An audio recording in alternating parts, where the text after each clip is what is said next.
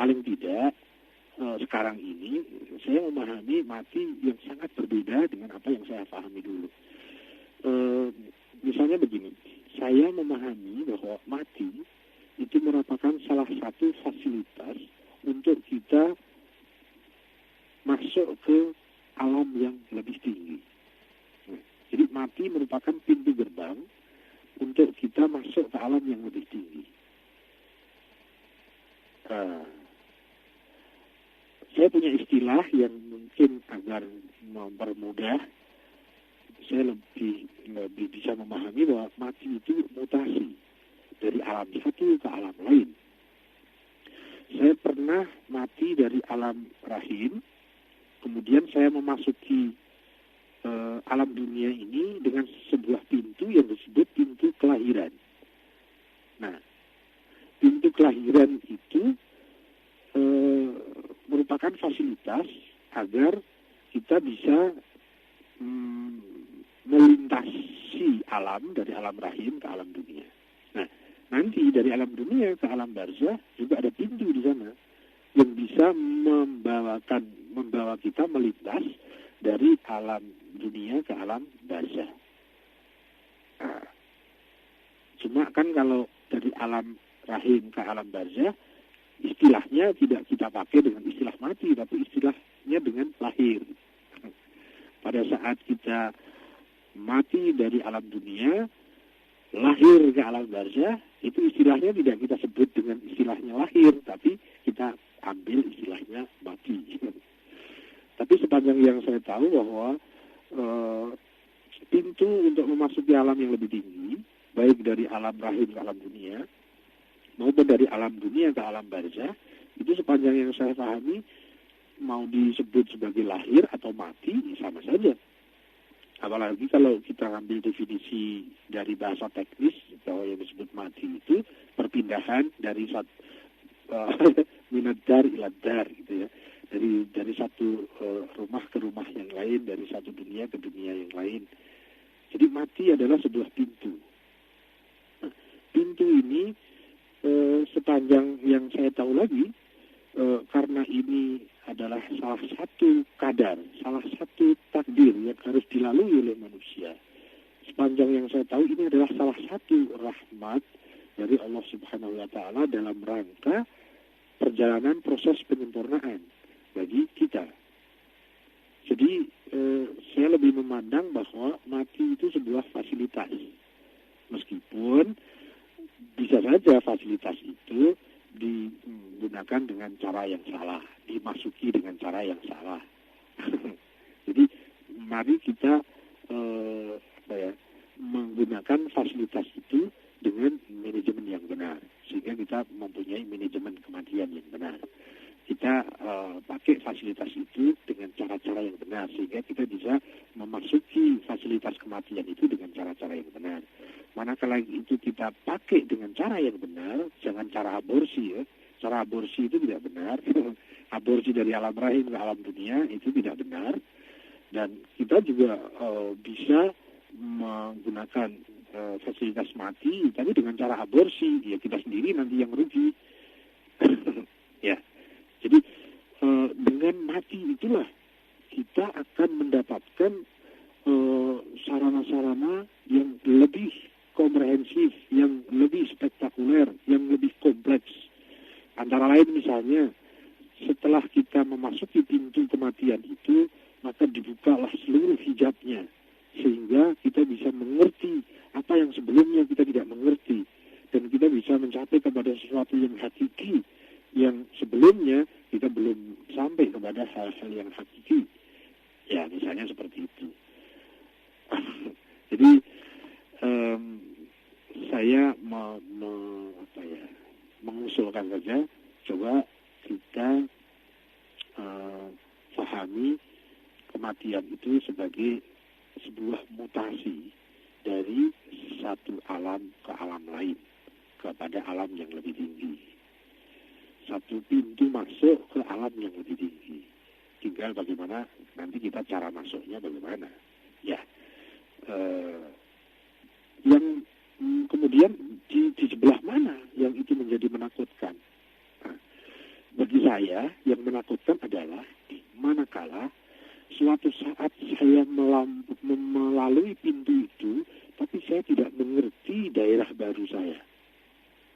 Bahkan saya tadinya sudah saya domisili saya di Salatiga, saya mau dimutasi ke pojok Irian Jaya misalnya. Sementara semua yang saya cintai ada di Salatiga. Daerah yang saya kenal adalah Salatiga. Saya tidak mengerti yang di pojok Irian Jaya sana. Dan apa yang bisa saya harapkan di sana. Padahal semua yang saya cintai ada di sini. Nah, itu saja yang menakutkan menurut saya. Tapi manakala saya di sini itu sudah tak lagi terikat oleh kecintaan terhadap sesuatu yang ada di sini, di Salatiga, saya lebih mempunyai harapan-harapan dan sesuatu yang saya cintai itu ada di pojok Irian Jaya sana, dan saya sudah tahu rute-rute bagaimana menemukan sahabat dan kecintaan saya yang ada di sana. Saya tidak perlu dimutasi, saya memohon untuk dimutasi, saya mengajukan permohonan untuk dimutasi agar saya cepat-cepat bisa sampai ke sana. Nah, bagaimanakah kondisi kita pada saat kita kaitkan antara alam dunia kita dan masa depan dari alam barzakhi kita, dan itu akan melalui pintu yang disebut mati. Kalau kita semakin paham tentang peta yang ada di sana, dan kita mempunyai sesuatu yang rindu, dan yang kita rindukan itu hanya bisa ketemu di sana, maka orang itu akan rindu kepada kematian. Apalagi takut, dia bahkan rindu untuk menjemput kematian itu. Tapi bagi kita yang semua kecintaannya ada di dunia, dan harapan yang ada di alam barzah itu apa, dia tidak punya sama sekali, apalagi buta tentang masalah barzah, ya siapa yang tidak takut untuk menghadapi mutasi yang seperti itu. Ya, sepanjang yang saya tahu seperti itu, dan mudah-mudahan tidak puas. Saya sudah ditehemi sama Mr. Brown. Gimana Mr. Saatnya minum kopi sih, Bu. Asik dong. Kita memang ada kopi di situ. Ada. Nggak, cuma nggak ada yang bikinin gitu. Kalau di situ kan spesial gitu. Kita akan jalan dulu ya sih, Bu ya. Saya ulang dulu ya. Nggih, monggo. Ngopi dulu. Ya. Waalaikumsalam warahmatullahi wabarakatuh. Dan Light Audience, untuk Anda yang belum sempat sharing, silahkan nanti kembali di 0216332705 atau juga melalui SMS Light. Nanti akan saya bacakan di 0818801058 setelah yang berikut. Welcome to the new 105.8 Light FM. The best slow hit station. The best slow hit station. From the 19th floor of Menara BTN, Jalan Gajah Mada number 1, Harmony Central, Jakarta. Phone number 6332-703. Fax number 634-2707. Short message service 0818-80105A. Marketing Department 525-7892. Or click www.litefmjakarta.com. The best slow hit station, 105.8 Light FM.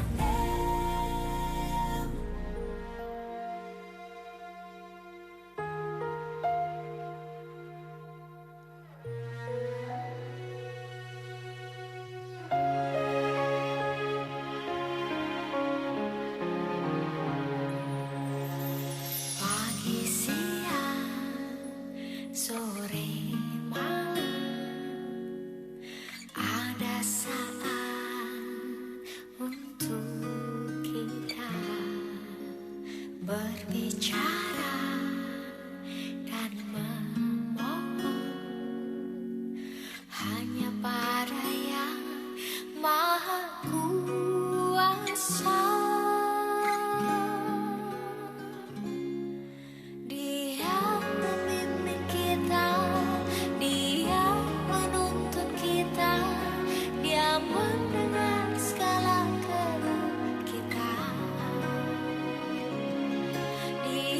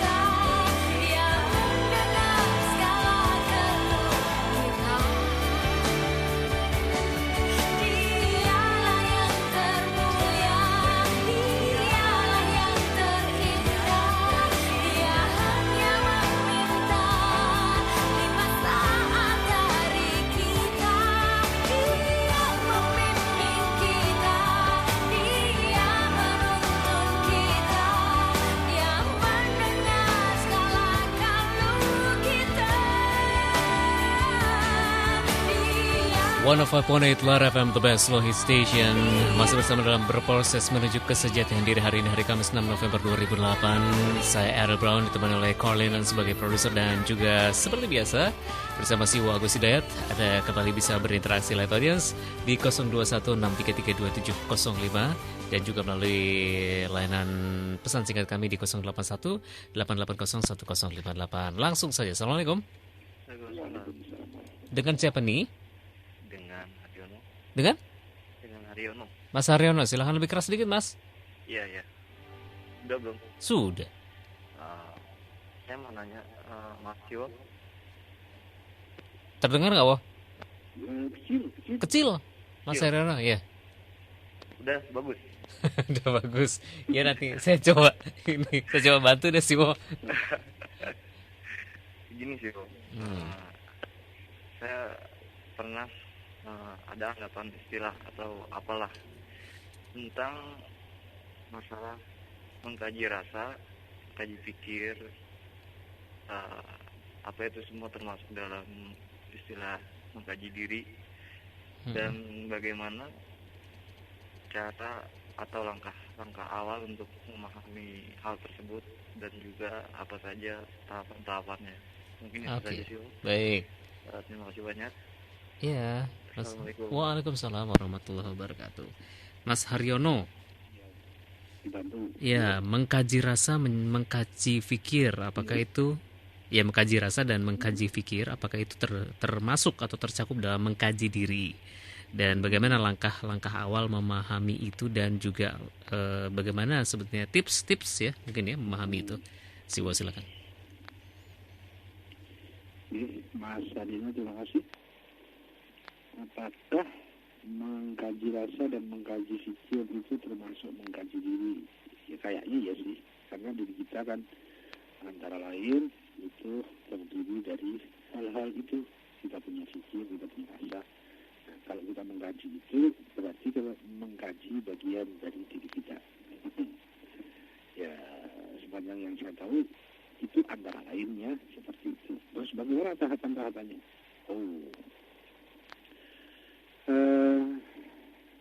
Saya tidak tahu apakah yang saya ingin sharingkan ini pas untuk penjenengan. Tapi seluruh permasalahan baik diri maupun sosial masyarakat dengan segala sektor kehidupannya, baik duniawi maupun ukhrawi, semua landasannya berangkat dari ketuhanan. Kita tidak akan mengenal diri kalau kita tidak berangkat dari ma'rifah kepada ketuhanan. Ada ya kalimat, siapa yang mengenal dirinya maka dia mengenal Tuhannya. Cuma kan kita sering beberapa kali paling tidak membahas bahwa itu bisa kita lihat sebagai proses atau sebagai hasil. Nah, saya lebih memahami kalimat itu sebagai hasil. Jadi orang yang sudah mengenal dirinya, sebelumnya dia sudah mengenal Tuhannya. Karena Tuhan merupakan pusat dari diri kita.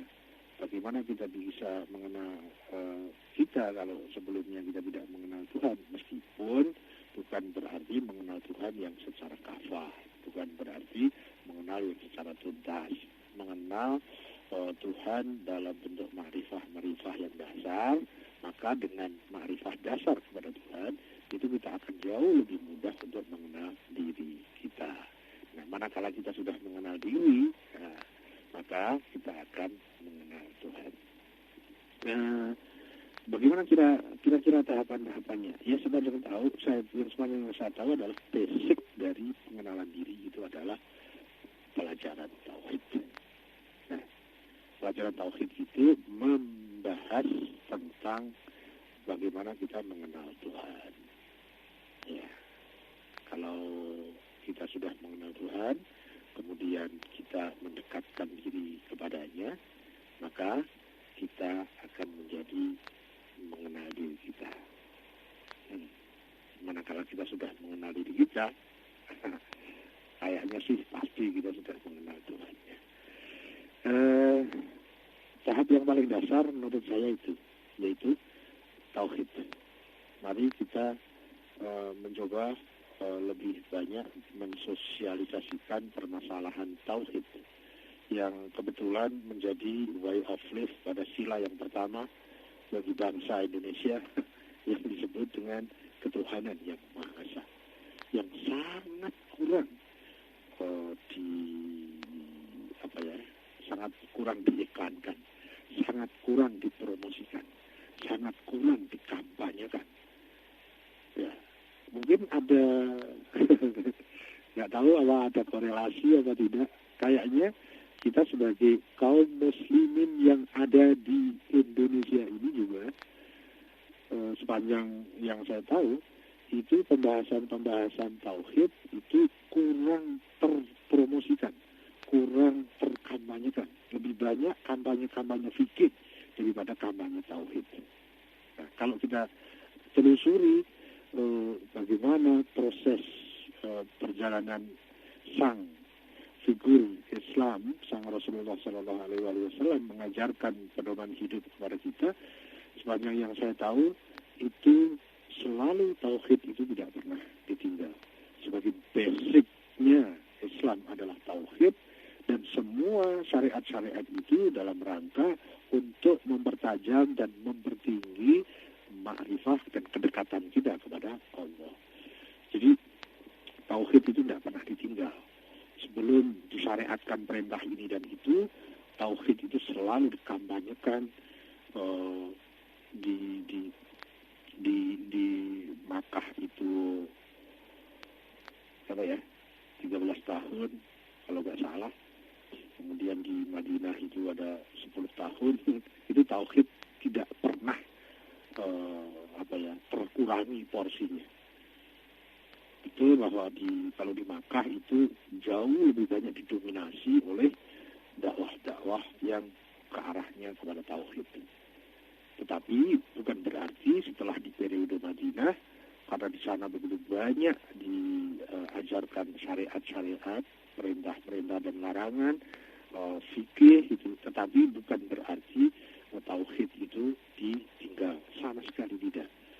Sepanjang yang saya tahu, Islam ini berbasis kepada tauhid. Kemudian kalau di sana kemudian ada syariat, itu dalam rangka mempertinggi tauhid juga. Jadi awaluddin ma'rifatullah wa akhiruhu ma'rifatuh. Awal dari kesuksesan, awal dari keselamatan, awal dari Islam itu adalah ma'rifah kepada Allah, tauhid, dan akhir dan puncak dari Islam itu juga ma'rifah kepada Allah, yang disebut sebagai orang yang arif, orang yang arifin. Ya. Tetapi antara basic dan puncaknya, meskipun sama-sama di tauhid, sama-sama di ma'rifah, tapi dalam gradasinya yang jauh lebih tinggi. Tetapi dasarnya juga harus dari tauhid. Nah, sepanjang yang saya tahu, tahapan primer yang nggak bisa ditinggal dalam rangka kita mengenal diri, dalam rangka kita membaca diri, yaitu bahan dasarnya menurut yang saya tahu adalah tauhid. Bahkan menurut yang saya tahu lagi, kunci segala hal itu ada pada tauhid. Kunci segala kesuksesan seseorang, kunci dari kebahagiaan seseorang, kunci dari masa depan seseorang, kunci dari keberagamaan seseorang, kunci dari mutu seseorang itu ada pada tauhid. Ya, ada pada ketuhanan yang Maha Esa. Seandainya ketuhanan yang Maha Esa ini dieksplorasi, dibikin satu pansus khusus, dibentuk komisi untuk mengkampanyekan ketuhanan yang Maha Esa, dia dibutuhkan lagi KPK ini. Ya, sistem sebagus-bagus sistem, tapi kalau personalnya tidak sehat, maka sistem itu akan dimanfaatkan oleh pribadi yang tidak sehat itu, yang tadinya sistemnya baik menjadi diselewengkan. Tapi manakala pribadinya baik, kalaupun ada sistem yang buruk, sistem itu akan diperbaiki oleh pribadi yang baik itu. Jadi betul bahwa sistem itu memang sangat penting. Tetapi kan kita tahu kan, kalau sistem yang sifatnya itu adalah hukum positif, yang bikin kan personal juga kan. Jadi sistem dibentuk oleh personal. Mana kira-kira yang harus kita dulukan, perbaikan personal atau perbaikan sistem? Tapi saya yakin kalau ketuhanan ketuhanan yang Maha Esa itu dengan segala kebijakan dan segala segala tasamuh kita dalam berbeda pendapat, dalam berbeda agama, dalam berbeda keyakinan. Kita mempunyai tasamuh di situ, kita mempunyai toleransi yang besar di situ, dan kita bisa saling menghargai sesama orang yang sedang berproses menuju kebenaran, sehingga kita bisa menghargai pendapat orang lain meskipun berbeda. Dan kemudian kita mengacu kepada satu hal, yaitu ketuhanan yang Maha Esa, dan itu dipropagandakan di bangsa ini. Saya mengira itu jauh lebih praktis, jauh lebih simpel, jauh lebih strategis daripada kita bertentang-panting membangun sistem politik gitu kan, sistem ekonomi. Ya itu bukan tidak penting, itu penting, tapi ada hal yang terpenting, yaitu yang bisa mendasari kepribadian seseorang, itu adalah masalah ketuhanan. Manusia manakala tidak didasari oleh ketuhanan, maka yang akan main adalah dirinya, egonya. Ya mungkin ego bisa diperbesar menjadi ego masyarakat, ego sosial, ego kebangsaan, dan lain-lain. Tetapi pertanyaannya jauh lebih bagus kalau ego kita itu didominasi oleh ego ketuhanan. Ya, menurut keyakinannya masing-masing. Itu saya bayangkan kalau ada komisi para ahli-ahli ketuhanan dari berbagai keyakinan, dari berbagai agama, kemudian membentuk komisi baru yang itu kemudian tugasnya khusus untuk mempropagandakan, untuk mengkampanyekan kesadaran bertuhan ini kepada bangsa ini. Ini sepanjang kekecilan saya kali ya, sepanjang kesempitan saya merasa itu jauh lebih efektif ketimbang yang didahulukan yang lain-lain. Dan itu sangat sesuai dengan dasar negara kita, Pancasila. Kebetulan kali, atau memang luar biasa itu yang namanya life average kebangsaan kita, karena sangat terhimpit dengan apa yang diajarkan oleh agama kita, agama saya, Islam, yaitu bahwa basic dari segala hal itu ada pada ketuhanan, ada pada tauhid, termasuk bagaimana tahapan kita untuk bisa membaca diri, sebagaimana yang diangkat oleh Mas Haryono, sepanjang yang saya tahu, basic primernya adalah tauhid. Manakala di sini gagal, yang lain akan cenderung gagal. Manakala di sini itu berhasil, saya mengira sepanjang ilmu saya, yang lain akan mudah untuk berhasil. Kurang lebih seperti itu, saya kembali ke Mr. Brown. Baik, kita ke 2 SMS ini dari Nur di Jakarta. Waalaikumsalam, Siwo, saya mau sharing, yaitu setiap saya beramal soleh terbersit terasa membanggakan diri. Saya takut amal soleh saya sia-sia. Bagaimana nih? Kemudian Kiki di Kerawang, bagaimana aplikasi praktis sholawat dalam keseharian kita? Mohon sharingnya. Ya, tadi itu 2 orang ya? Iya, 2 orang. Dan satu lagi sih ada nih. Yang satu tadi dulu siapa? Lancar dong. Yang pertama dari Nur. Sampun? Mbak apa Mas? Nggak tahu nih. Iya Mbak. Tentang membanggakan diri. Kemudian iya kedua, betul. Yang kedua dari Kiki di Kerawang. Mbak apa Mas ya? Sama-sama nggak tahu nih. Tentang aplikasi sholawat. Iya betul. Iya. Dan satu lagi, dari Mbak Lis di Pasar Jumat. Nitip salam aja buat Siwo dan keluarga Bude Zuraida, Maula, Haidar, Husen, Banun, dan Tengarang. Banyak tahu. Ya karena beliau pernah kesini sampai 2 kali sih. Oh gitu. Ini mohon maaf belum bisa kesana lagi katanya. Boleh. Monggo. Yuk. Terima kasih. Jadi ini SMS 3 teman-teman. Yang satu dari Mbak atau Mas Nur. Membanggakan diri, jangan dong. Membanggakan diri itu bisa menghancurkan nilai-nilai yang pernah kita dapat. Ya, enggak. Kenapa sih harus membanggakan diri? Memang apa yang kita banggakan? Ya, kita bisa pakai baju aja, itu memerlukan ribuan orang untuk kita bisa pakai baju. Ya, kita coba lihat kain. Ini menjadi kain, itu sudah melalui jasa berapa ribu orang. Dari penanam kapas itu dia butuh makan, berarti makan butuh ada petani butuh, setelah jadi kapas itu butuh pabrik itu butuh tenaga kerja, butuh buruh, baru kita bisa punya kain. Terus kemudian ada kancing baju, Coba kita lihat kancing baju ini menjadi kancing baju itu butuh bantuan berapa ribu orang. Lalu kalau pakai baju aja kita nggak bisa mandiri, kita butuh sekian banyak orang, butuh sekian banyak proses. Apa yang kita bisa banggakan? Kita punya ilmu. Dari mana kita dapat ilmu? Dari proses bantuan sekian banyak informasi, dari sekian banyak sumber informasi, dari kalaupun kita kemudian katakan kita jadi nabi, apa yang bisa dibanggakan?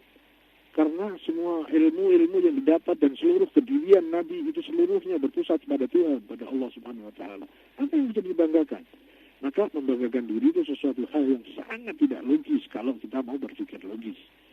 Ya, kurang lebih seperti itu. Yang heran itu kadang-kadang orang yang tampan dia membanggakan ketampanannya. Padahal sama sekali itu bukan prestasinya. Orang yang cantik membanggakan kecantikannya. Itu kan hanya temuan saja, hanya warisan kita terima tanpa ikhtiar. Dan seterusnya. Yang kita ikhtiar saja, kita nggak bisa membanggakan diri. Apalagi yang tidak ikhtiari. Ya, kayaknya begitu deh. Tapi kalau kita terjebak kepada hamba diri, ya itu pasti terjadi membanggakan diri. Tapi kalau kita menjadi hamba Tuhan, tidak akan pernah terjebak kepada membanggakan diri, kecuali dia sedang lupa dan meninggalkan Tuhannya. Maka dia akan terjebak kepada membanggakan diri. Bagaimana aplikasi terhadap sholawat? Aplikasi terhadap sholawat, sepanjang yang saya tahu, pertama kita harus kenal makrifah terhadap figur-figur yang terkait dengan sholawat. Ya, di sana sholawat itu ada Muhammad wa ali Muhammad. Pertanyaan pertama adalah siapakah Muhammad dan seberapa makrifah kita.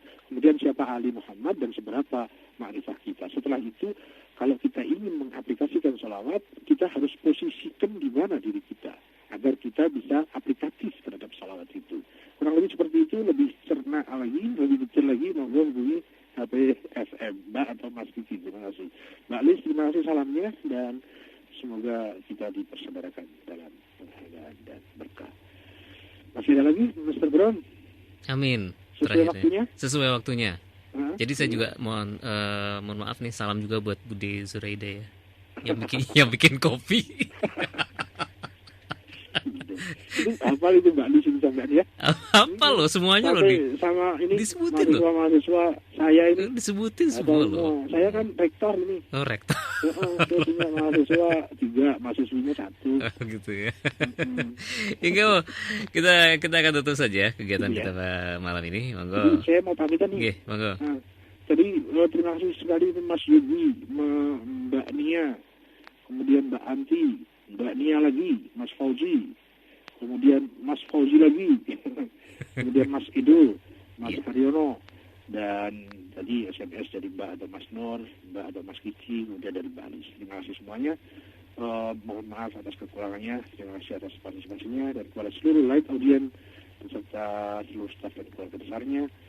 Mohon maaf dan terima kasih. Saya undur diri, dan billahi taufiq wal hidayah. Wala haula wala quwata illa billah.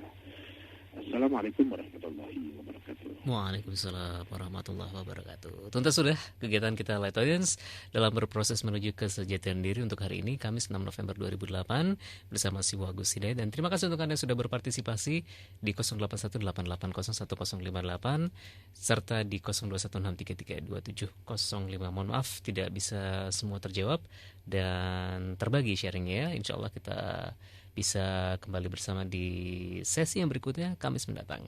Terima kasih.